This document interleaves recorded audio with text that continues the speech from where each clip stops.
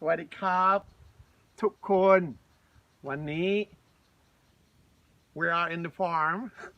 Today we will show you our little goat house. Ma, like from last time, if you remember, we still have two goats. This is our little goat house. It's small, but we don't have many goats, so it's okay.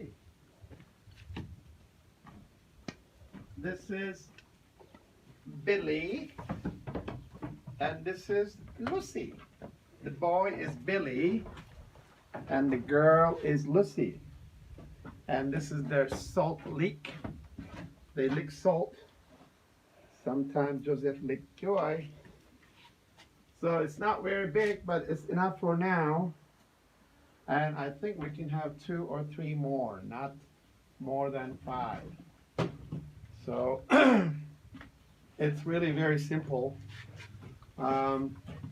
Goat houses have high off the ground because goats don't like getting wet. And now they're very hungry.